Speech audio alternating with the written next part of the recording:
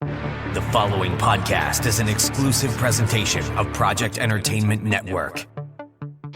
Thank you for coming to the Project Entertainment Network store. Please place your order. A good choice. A t-shirt for the horror show with Brian Keene. Amanda Method coffee mug. There's more. A Necrocast Icon hoodie. That's sharp. But why on earth would you want Bizong leggings? Wait, are you Mr. Frank? The Project Entertainment Network store, stacked with goodies from all your favorite podcasts. T-shirts, hoodies, mugs and more. www.projectentertainmentnetwork.com. There shall come a podcast like no other. Defenders Dialogue with Brian Keene and Christopher Golden. Marvel Comics' original superhero non-team convenes once again.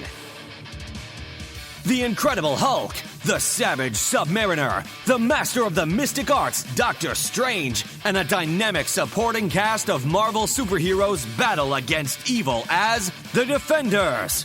Without further ado, true believers, here's your hosts, Brian Keene and Christopher Golden. Excelsior! And welcome back once again, true believers, to Defenders Dialogue. I'm Brian Keene. And I am Christopher Golden. And Brian, a very special Excelsior. We were absent for a week or two. We were. It has been quite busy, but I know you are super excited to discuss Supervillain Team Up number 14. Absolutely, I am. Longtime listeners to the show will know back when we covered the entire 150 plus issue run of the Defenders, I used to rave about Supervillain Team Up. I said it was, the craziest comic next to the Defenders. And we're going to be covering that entire series later on, a few months down the road. But we're going to dip our toe into it today with Supervillain Team Up issue 14 because it is a crossover with the Champions. It is, and I haven't received it yet, Brian, but I want you to know that I did order a Champions t-shirt, which I will post a picture of. Excellent. Of myself modeling that shirt. I want that for the Defenders Dialogue YouTube episodes. There you go. Well, and I also I've got other Defenders related t-shirts. I should also post at some point. Everybody can see my my growing pregnancy belly. I've lost 22 pounds since January of 2019, January of this year. Well, it's slow. I guess 2020 will have to be my goal. All right. So, we go to Supervillain Team Up. Now, before we get into it, just a real quick Cliff Notes version. This wasn't a long-running series. It ran 24 issues. It was published bi-monthly. Ostensibly, it started out as a book featuring Doctor Doom and the Defender's own Submariner, Prince Namor.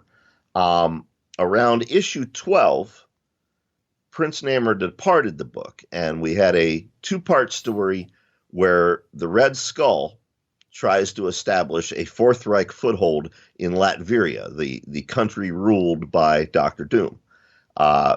Even Doctor Doom punches Nazis, Chris. He roundly defeats the Red Skull, and that brings us to issue 14, written by Bill Mantlo with art by Bob Hall, inking by Don Perland and Duffy Voland. Yeah, and it's funny. I'm no Tom Snogoski in remembering the names of art teams, but I have to say I don't recall having seen the name of Duffy Voland before. I don't either. In fact, I wondered if it was a pseudonym when I saw it. Yeah, maybe. We should ask Scott Edelman. Yeah, the indefatigable Scott Edelman, who will know. Smiling Scott. All right. Anyway, this issue is called "A World for the Winning." We open in Latveria, Doctor Doom's tyrannical state, I suppose you'd say. Although he's loved by his people. Well, they're loving him at gunpoint. What has happened here to celebrate the defeat of the Red Skull and his fascist army? Because Dr. Doom is not a fascist; he's just a despot. He has ordered the people to celebrate the Red Skull's defeat, or else. So there are soldiers on horseback who are driving the quote unquote revelers through the streets, balloons, a marching band. But one person, Brian, is charging through the crowd, calling them dogs, demanding they get out of his way. And that person is the X-Men's great nemesis, Magneto. That's right, Sir Ian McKellen himself. And he is having none of this. He seeks an audience with the master of Latveria, Dr. Doom himself. And I do love this image on page 2. Magneto is sort of trying to force this guy to get out of his way, and the guy's refusing. Magneto picks him up, and one of the soldiers on horseback whacks Magneto in the helmet with his sword. Saying, "Move along now. His Excellency wants a smooth procession." Somehow doesn't recognize that this guy in the metal helmet and red and purple costume is not one of the subjects of Dr. Doom. Well, Magneto's having none of that. He's confronted by the mayor and some soldiers, and he reacts by pulling down a giant metal statue of Dr. Doom. And, the crowd flees, and then Magneto travels to Dr. Doom's castle seeking an audience. Well, what I love, though, is Magneto is frustrated and angry as he tries to make his way through the revelers packed into the street. And yet, after he has gotten through the crowd, he then creates a magnetic bridge to carry him from there to Dr. Doom's castle. And it's like, well, why didn't you just do that before? How many times have I been sitting in traffic and said, if only my car could fly. If my car could fly, I wouldn't stay in traffic. Anyway. We then go inside the castle. Now, if Mary San Giovanni was awake, she would tell you that this page delights me for many subconscious reasons. So we see Dr. Doom. He has a chess set, and the figures are all, his foes. We have, of course, Reed Richards and Spider-Man and the Beast and Iron Man, Captain America, etc. But Dr. Doom is ruminating out loud to himself. Though Doom has accomplished what lesser men dare not even dream of, his greatest triumph remains unknown. So apparently Dr. Doom has triumphed, but nobody knows about it. Yeah, and he says, this is yet again one of those plots that's just like, this plot absolutely could have been more than 2 issues. It could have been 3 freaking years of the Marvel Universe, Yep. He says, my conquest has a bitter taste. My victory remains hollow, and Doom is bored. I can identify with that, Chris. Every time I conquer something new, I get bored with it. I am so not going to follow up on that. That's a subject for the horror show with Brian Keene. I need a Magneto to bust in just at that moment and tell me, bored you need be no longer, Doctor. Nick Pashoni? No, not at all. Anyway, look, what we get is an argument between Dr. Doom and Magneto. Dr. Doom basically says, hey, Magneto, weren't you recently reduced to infancy again? And That's how right, is it? How is it, says the reader of the magazine to the editor, that Magneto is now an adult again? Well, yeah, we covered that when we covered Defenders 16. He was turned into a baby, along with the rest of the Brotherhood of Evil Mutants. But then in X-Men 104, the supervillain Eric the Red restored him to adulthood in order that he might defeat the then new X-Men. Yeah. There you go. So Doom is just sitting, and even with Magneto ranting and raving there, Doom is just sitting, looking bored, playing with his chess pieces. And that's why I love Dr. Doom. He's too cool for school. And then we learned, and again, we're gonna. I can't get over this plot. And again, this is why I love supervillain team up, because It's this story about what is going on behind the scenes while the Marvel superheroes are off doing all of their stuff. Supervillain Team Up is always about what's happening off camera. That's true. That's true. Magneto says to Doom, I possess power enough to crush this planet, but not to subjugate it. We are true Homo superior. Together we could, and Doom interrupts him and says, rule the world? Magneto, you're a fool. I'm Victor Von Doom, man, and the world is already mine.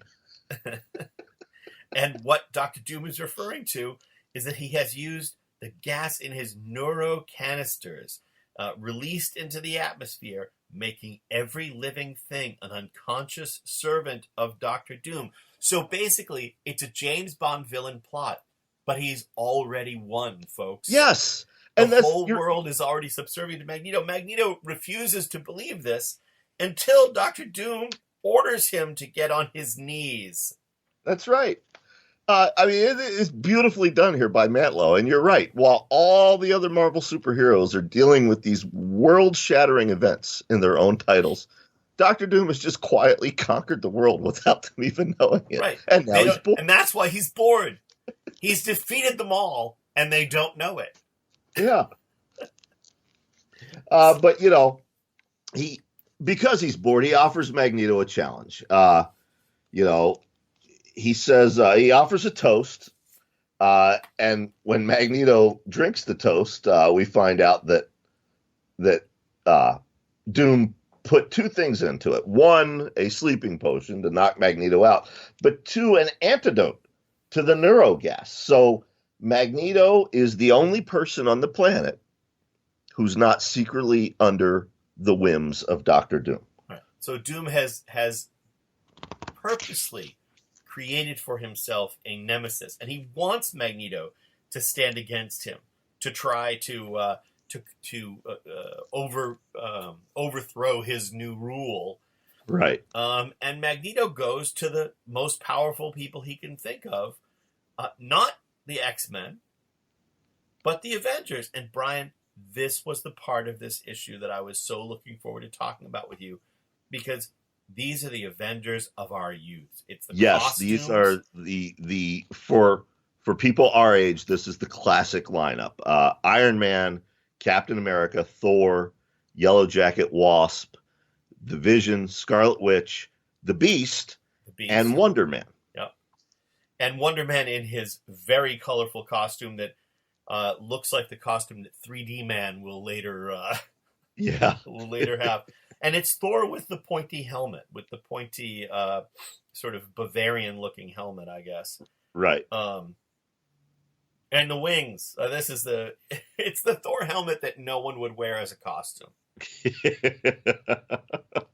And then we get great art. This is great. It's Magneto coming in. They think that he's there to attack them, of course. Yep. And what I love is that the Scarlet Witch's attack on him is to tear up the floor with a hex bolt, the floor of their own headquarters. What I love on that splash page, right after she does that, we once again, last couple episodes we've talked about Hank McCoy, aka the Beast. His crisis of consciousness. Is he worthy? Who is he? Where does he fit in? That's something we've seen run through the pages of the Avengers. We see it run through the pages of the Defenders when he eventually joins the group there. And we see it on display here. Magneto basically ignores him and goes after the other Avengers. Right. Well, because remember, he's using his magnetic powers on Iron Man's armor, Captain America's shield, and Thor's hammer. Right. So in effect, so the Scarlet Witch and the Beast are unaffected at that point. And I also find it interesting that we are at a point now in Marvel continuity where Magneto has never encountered the furry Beast. Right. This is he's used to the Beast in his prior form before he gained a second mutation. So he does not know him yet. He captures Yellow Jacket and the Wasp. He puts magnetic iron spheres around them. He takes down the Vision. Wonder Man goes after him and distracts him long enough for the Beast to attack. And then, Magneto realizes who he's up against as far as the Beast goes. Yeah. But, then he tells the Avengers, look, I didn't come to fight. And, the iron spheres dissipate and, Wasp is like, he left us air. He didn't try to kill us. Yeah. And then Magneto begs them to listen, and they do. He tells his tale to them. And basically he realizes that he had to seek them out, and Iron Man doesn't believe it until Doom appears in the air. He's monitored all of their efforts, and he asserts his control over the Avengers, forces them to kneel, and tells them it's time to destroy Magneto. That's right. And kneel they do. You see Thor and Iron Man and Wonder Man and everybody else kneeling before the power of Doctor Doom. But Doctor Doom, he's still bored. So he tells Magneto, if you can release one Avenger from the control of my neurogas, I will permit his mind to remain free. And here is the cruelest stroke. Magneto says, the key lies in this, the weakest Avenger. Yeah. and he carries the Beast off with him.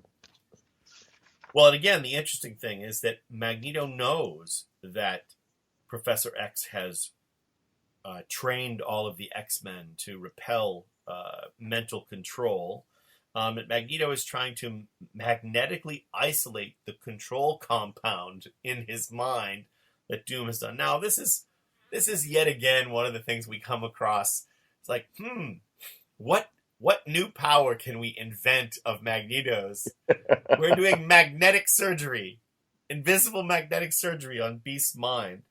But I think because of the training that the X-Men have had, he finds that the Beast is already resisting, and he does manage to snap the Beast free of Doctor Doom's control.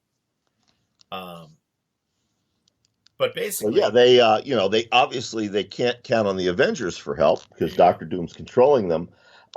They go looking for the Fantastic Four and the X-Men, but they're both away from Earth right now, and we get that explained in one panel. Yeah. And Magneto's like, well, what do we do now? And the Beast says, let's go to Los Angeles. There's a new supergroup that formed while you were away called the Champions.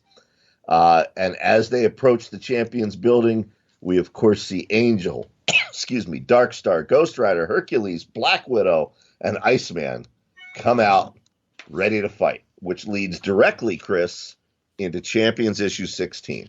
Yes, the second to last issue of the Champions, we should mention. The penultimate issue. Yes, and I also want to point out here that only in reading these last couple of issues of the Champions do I realize that in some ways, as much as I've enjoyed Mantlow's writing on the title, he definitely is treading water in some ways. And one of those ways is he doesn't know what to do with some of these characters, especially Ghost Rider. Ghost Rider has been absent or barely in the title or not really used well. It's clear that the focus is Hercules and Black Widow, which is fine. Right. But it's just sort of, and then there's that Darkstar thing where, again, we're treading water with Darkstar as he tries to figure out what the hell he wants to do with this character who's in the book. And in issue 17, which we'll get to in the next episode, he starts to lay the groundwork for revelations about Darkstar, which, alas, never came. Well, they did. They just, because the Champions was canceled, that plot line got picked up in the pages of the Hulk. The Darkstar plot line? Yep. Oh, okay. I didn't know that. It ties into, remember the Project Pegasus saga from Marvel 2 and 1? Oh, yeah. Yeah, it all ties together with that. I can't remember the specifics. I'd have to go back and... Well, we may need to cover that about because books I haven't read since saga teen. also has Black Goliath. Yes, it does. All right, so Champion 16, written by Mantlo, art by Bob Hall again, and inks by Mike Esposito this time. Right. And we open with a very, very busy splash page. Yes. A lot of dialogue as well. Yep. A lot of dialogue that's really going nowhere. We open with the obligatory fight. It's the Champions versus Magneto.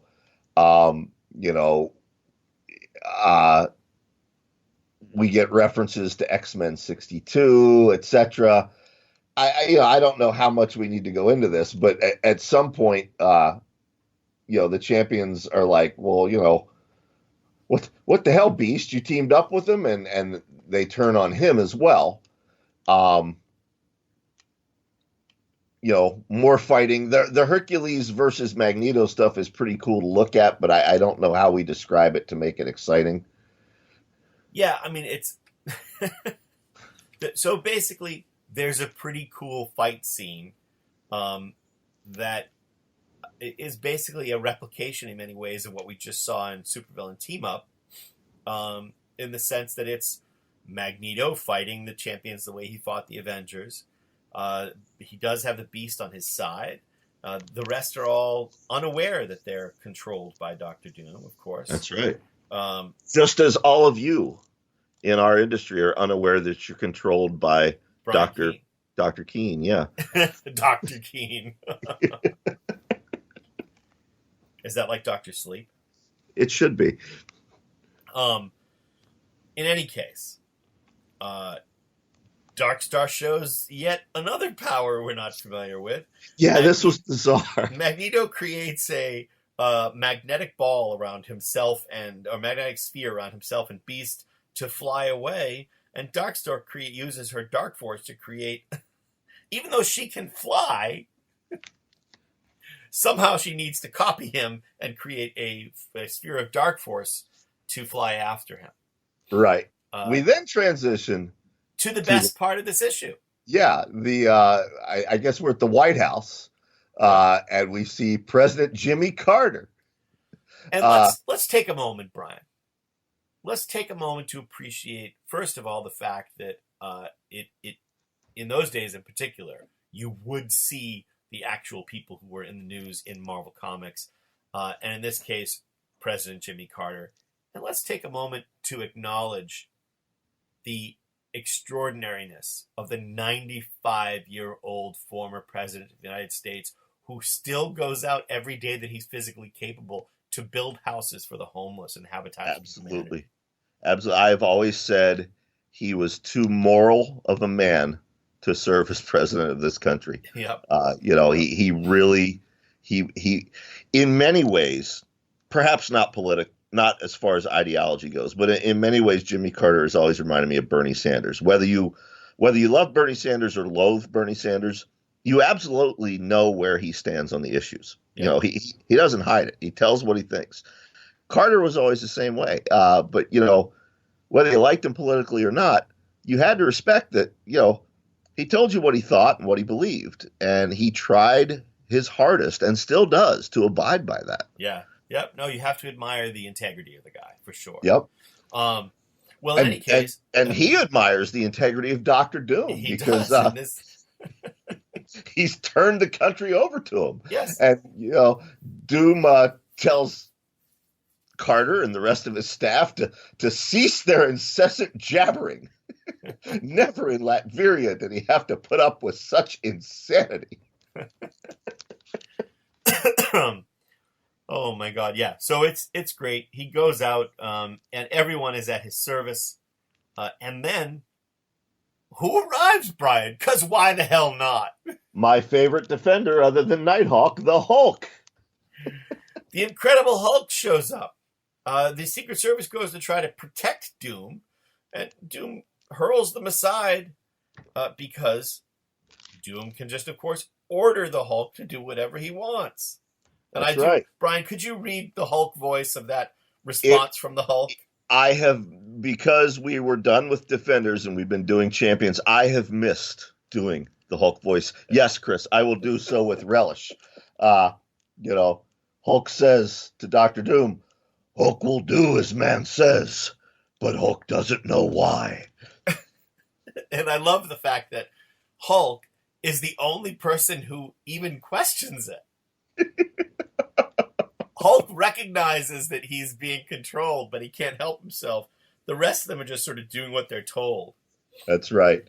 So then Magneto and the Beast show up at the White House, and they confront Doctor Doom, and Doctor Doom sets the Hulk on him. And Hulk tells Magneto exactly what he's going to do. He says, Hulk will kill.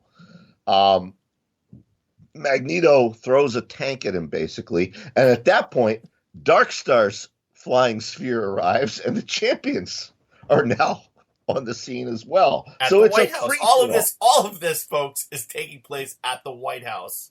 Yeah. Which I would pay to see. Yeah, it's a free-for-all, and it leads into my favorite two panels from the issue. Hulk versus Hercules. Hulk says, Hulk will not be tossed around. Hulk is mad. And Hulk remembers Big Man. Hulk fought Big Man before. Fight now, Big Man, if you can. And Hercules has a smile of ecstasy on his face as Hulk clocks him. And Hercules is thinking, great Zeus, what a glorious battle this shall be. I love that. The best thing is that in actuality, that Hercules thought bubble and that panel is the horror show with Brian Keene.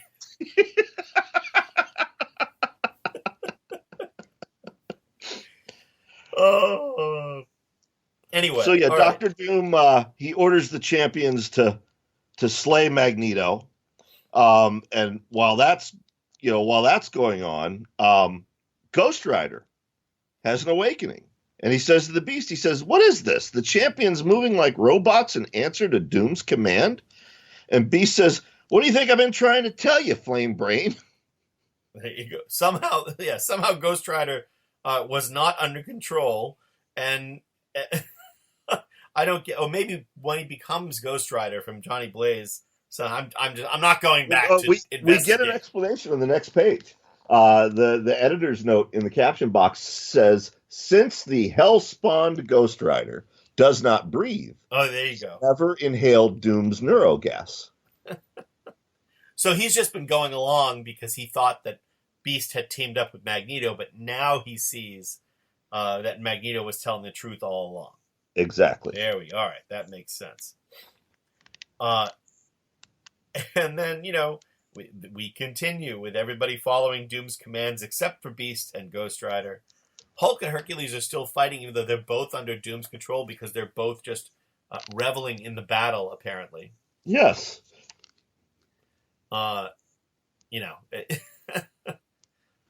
It just continues. This is it's a shame because this is just like there's no characterization here really. It's just boom, boom, boom. I think the Hulk sums it up very well when he tells Hercules, "Big man talks too much." There's a lot of talking during this fight. Yeah. But what it ends up with is Ghost Rider. Dr. Doom has the Beast. He's just about to kill him. And Ghost Rider sneaks up behind Doom and unleashes a blast of hellfire into Doom's head, causing the metal armor, the metal mask that Dr. Doom wears to catch on fire. This is, by the way, I just want to point out, Brian, this is a hysterical conclusion, but go ahead. It is. So, Doom freaks out. Dr. Doom has an aversion to fire, and he also has an aversion to anyone seeing his face because he believes he is horribly scarred. Spoiler warning, the classic Fantastic Four issue 200, we find out his visage is actually perfect. The scars are psychological. But anyway, he freaks out. He rips the mask off, blasts Ghost Rider. He must have air. But without the air filters in his mask, he inhales his own neurogas.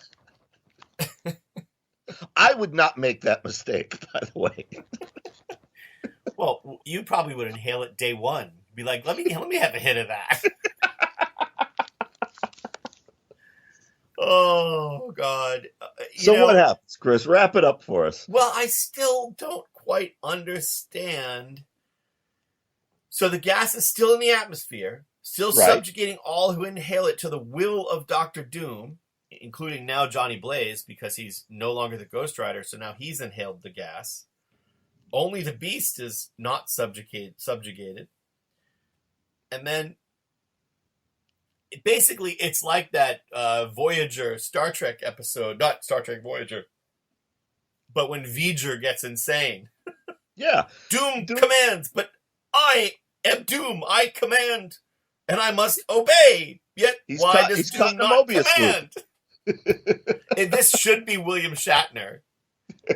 I can do that. Hang on. Doom commands, but I am Doom. Command. And I must yet obey. Yet, why does Doom not command? Why? And again, I just want to point out, folks, this is a plot thread that, as far as I know, was never picked up again. No.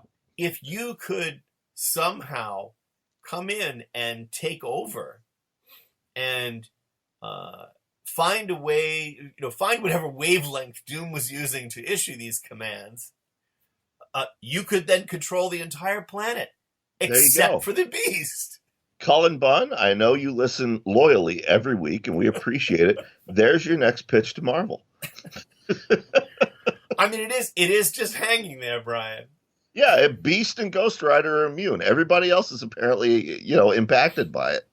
Marvel really should do an ongoing series called Plot Threads, in which every issue is the pickup and wrap up of some dangling plot thread from the previous 80 years of Marvel continuity. That's a great idea. So, all right, folks. Well, as we said, this was the penultimate issue of the Champions. Next week, for those of you reading along at home, we will cover the last issue, Champions issue 17, and we will also get into Peter Parker, the Spectacular Spider-Man, issue 17. And so that's easy to remember, issue 17 and issue 17.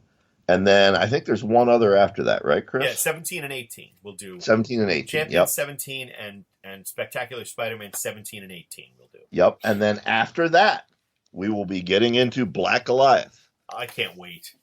So to have that conversation. Until then, we don't often plug things on this show, but I want to remind folks, I was the executive producer on a feature-length film called I'm Dreaming of a White Doomsday. It's the perfect feel-good holiday horror film for everyone in your life.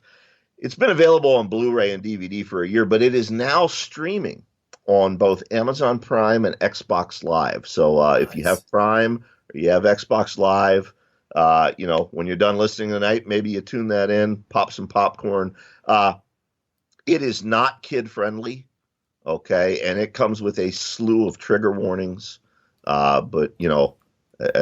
so, enter at your own risk, but I hope you enter. And Chris, what do you got? You must have something to tell folks about as well, right? You know what, Brian? I just want to tell folks Excelsior. Well, see, now you make me look like a jackass. I'm over here shilling my movie, and you're just telling them Excelsior. Well, I don't have a movie as of this moment. So well, certainly you have a book out. We've been on the air an hour. In that time, you've written 2 novels. No, I'm not Jim Moore, my friend. Or Jonathan Mayberry really is now the flag bearer for speed writing. There we go. Well, speaking of our friend Jim Moore, we do want to remind folks, there's a GoFundMe. You can help Jim in his battle against cancer. Just go to GoFundMe.com, type James A. Moore in the search bar, and that'll pop right up. Yeah, absolutely. Yep. And, all right. And then on Jim's behalf, Brian, I will say Excelsior. Excelsior. We'll see you next week, folks. Bye, guys. You're listening to American Top 40. More tragedy in the news today. Kim Kardashian has a new baby. What the hell? There's nothing good to listen to. The price is wrong. Hey, wait, what's this? Anything moist. You gotta roll that out. See, it makes me do weird things. I don't like it. God damn it. I'd be going down on myself? Shit. Hey guys, it's Bill. Mick. Mike. Maya. And Junior. From the Unsupervised Podcast. Check us out every Thursday on the Project Entertainment Network. Take a break from the stress of the world and come have a laugh with or at us. Bill. My Favorite Story, a podcast author anthology featuring short fiction from the hosts of the Project Entertainment Network shows. Three guys with beards. Jim Moore, Jonathan Maybar, and Chris Golden. Tom Clark from Necrocast Igbon. Brian Keene of The Horror Show. Chuck Buda. And Armand Rosamilia of The Mando Method. Mary San Giovanni of Cosmic Shenanigans. Jay Wilburn from Matters of Faith. John Urban-Sick of Ink Stains. Biz Zung's Mr. Frank. Available on Kindle and in paperback and through the Project Entertainment Network store. www.projectentertainmentnetwork.com. This has been an exclusive presentation of the Project Entertainment Network.